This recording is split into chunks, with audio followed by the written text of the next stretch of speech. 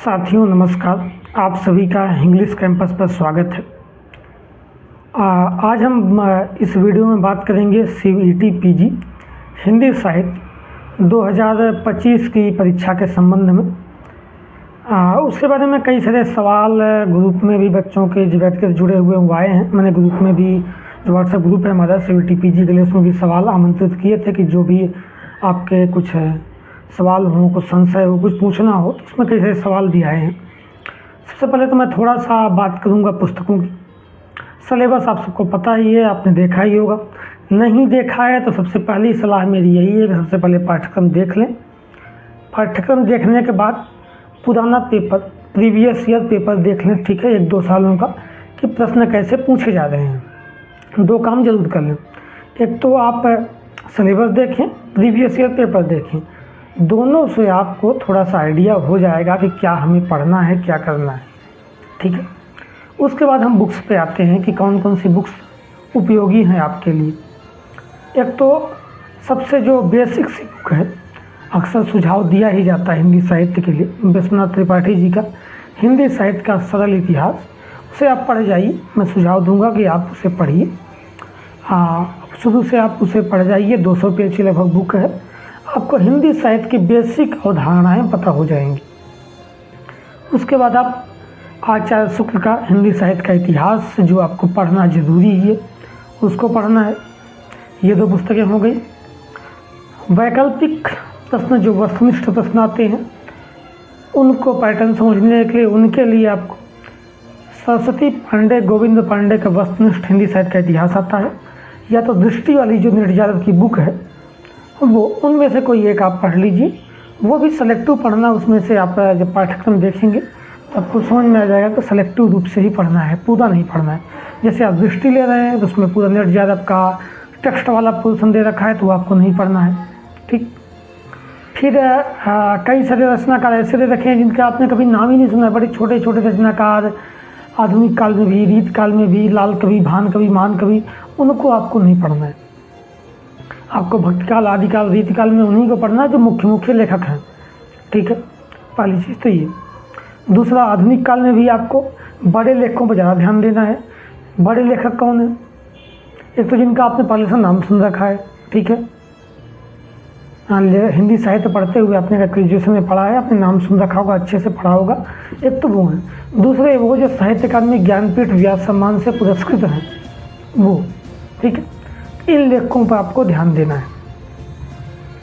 ये आपको इतिहास पढ़ते हुए सब, ये 3 पुस्तकें हो गई। फिर उसके बाद आपका व्याकरण है। व्याकरण के लिए आप लूसेंट हिंदी साहित्य या कोई भी एक पुस्तक व्याकरण की ले लीजिए। आपका जो 4 टॉपिक में संधि, समास, काल और वाक्य विन्यास दे रखा है, वो आपका कंप्लीट हो जाएगा, उससे बाहर नहीं आता। इसके अलावा आपकी प्रयोजन मूलक हिंदी है। प्रयोजन मूलक हिंदी के लिए एक पुस्तक आती है दंगल झाल्टे की, PDF टेलीग्राम पर अवेलेबल है, वो भी आप देख सकते हैं, वो पढ़ जाइए। उससे बाहर आपके प्रश्न नहीं पूछे जाएंगे, ठीक। ये 4 पुस्तकें हो, 5 पुस्तकें हो गई। इसके अलावा आपका बचा क्या? जनसंचार माध्यमों में हिंदी। उसके लिए आप नोट्स इग्नू के पढ़ जाइए, थोड़ा सा गूगल करके, रेडियो का इतिहास, टेलीविज़न का इतिहास, ठीक है, संचार माध्यमों का क्या इतिहास रहा है, कैसे कैसा विकास हुआ है, वो पढ़ जाइए। थोड़ा सा इग्नू के नोट्स पढ़ जाइए, आपका सिलेबस कंप्लीट हो जाएगा। सिलेबस में एक चीज़ और दे रखी है कि काव्यशास्त्र, उसमें भारतीय काव्यशास्त्र दे रखा है। उसमें 4 टॉपिक दिए हैं, काव्य लक्षण, काव्य हेतु, काव्य विवरण टाइप। वो आप दृष्टि से या गोविंद पांडे, सरस्वती पांडे से पढ़ेंगे, उससे कंप्लीट हो जाएगा। ज़्यादा बाहर से भटकने की आवश्यकता आपको नहीं पड़ेगी, ठीक है। तो ये आपको 5 पुस्तकें पढ़नी है। अब हम आते हैं कुछ सवाल जो हमारे पास आए थे। जैसे बुक्स का सवाल पहला था, कौन कौन से बुक्स मैंने बता ही दिया, यही पुस्तकें आपको पढ़नी है। इससे बाहर ज़्यादा भटकने की आवश्यकता नहीं है। कम पढ़िए, बार बार पढ़िए, रिवीजन करिए, अच्छे से पढ़िए। 10 पुस्तकें पढ़ने का कोई मतलब नहीं है, आप रिवीजन नहीं कर पा रहे हैं तो कम से कम पढ़िए, बेसिक पढ़िए, अवधारणा समझिए, हिंदी साहित्य को समझिए और रिवीजन करते रहिए। फिर एक प्रश्न आया था कि जिनका हिंदी नहीं रहा है वह कहाँ से शुरू करें। प्रश्न मैंने नोट कर रखा है। तो जिनका हिंदी नहीं रहा है उनके लिए भी मैंने शुरुआत आप विश्वनाथ त्रिपाठी जी के हिंदी साहित्य के सरल इतिहास से कर सकते हैं। आपने हिंदी पहले नहीं पढ़ा है, उसको पढ़िए, हिंदी को समझिए। फिर आप शुक्ल जी पे आइए, फिर ये पूरी प्रक्रिया।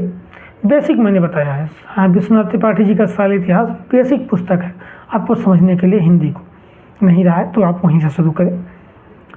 फिर एक सवाल था कि यूपीएससी की हिंदी के कोचिंग में कर रही हूँ और उसके साथ क्या मैं उसको पढ़ने से कुछ काम हो जाएगा, उसके साथ मैं कौन कौन सी पुस्तकें पढ़ूँ, कितने घंटे और मैं दे दूँ जिससे मेरा अभी से हो जाए। ठीक, यूपीएससी की आपने हिंदी क्लासिक की हैं, कर रहे हैं, तो आपको हिंदी साहित्य का बेसिक आपका क्लियर हो जाएगा। यूपीएससी की हिंदी साहित्य क्लासेस विकास द्विवेदी सरकारी कर रहे होंगे आप, ठीक है, उन्हीं के प्रचलन में और उन्हीं का बेहतर अभी तक जो भी है मार्केट में है भी। तो उसके साथ आप उसको कोचिंग करेंगे, उसकी क्लासेस करेंगे तो आपको हिंदी साहित्य का बेसिक अवधारणा आपको बेसिक क्लियर हो जाएगा। उसके बाद अगर आप वैकल्पिक प्रश्नों के लिए पाठ्यक्रम को 3 घंटे 4 घंटे भी नियमित रूप से दे रहे हैं तो आपके लिए पर्याप्त समय है। अभी से आप अगर लग जाएंगे 3 घंटे भी दे रहे हैं तो आप आराम से जिस यूनिवर्सिटी में चाहेंगे वहाँ आपका एडमिशन हो जाएगा। ठीक है। जेएनयू में गैप ईयर का नंबर कटता है या नहीं कटता? ठीक है, जेएनयू में गैप ईयर के नंबर नहीं काटे जाते। ठीक है, कितना भी गैप हो आपका जेएनयू में नंबर नहीं कटता है, तो ये आप निश्चिंत रहें। जेएनयू आपको चाहिए तो गैप ईयर में नहीं कटेगा।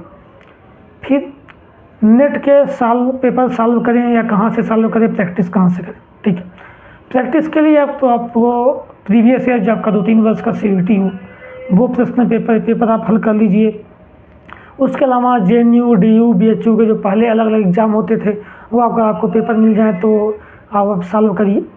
उसके अलावा नेट के आप 2018 से 21 तक के, ठीक है, 18 के पहले भी, 21 के बाद के नहीं, 21 के बाद का पैटर्न चेंज हो गया तो उसमें टेक्स्ट सेक्शन ज़्यादा पूछने लगा जो आपके सिलेबस में नहीं है।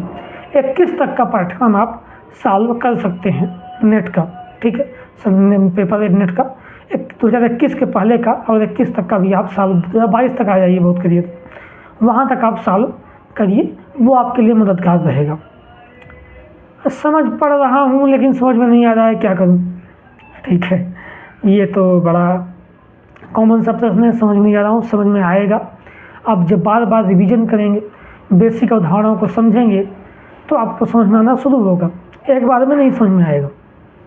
ठीक, आप पढ़िए, पेपर देखिए, सिलेबस थोड़ा एनालिसिस करिए, प्रश्न पत्र देख के एनालिसिस करिए, कहाँ से प्रश्न आ रहे हैं, कहाँ से ज़्यादा आ रहे हैं, हमें क्या पढ़ना है।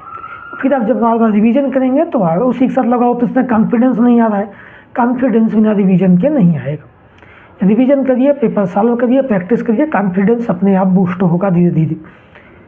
ये अक्सर होता है कि पेपर देने जाते टाइम तक हमें लगता है कि हमें तो कुछ आ ही नहीं रहा है, लेकिन हम पढ़े होते हैं, रिवीजन किए होते हैं, पेपर हॉल में बैठते हैं तो अपने आप प्रश्न पत्र देखते ही हमें सब कुछ याद आने लगता है, हमें देखते ही सब कुछ चीज़ें क्लियर होने लगती हैं। एक सवाल था, शुक्ल जी का इतिहास बड़ा लेंदी है।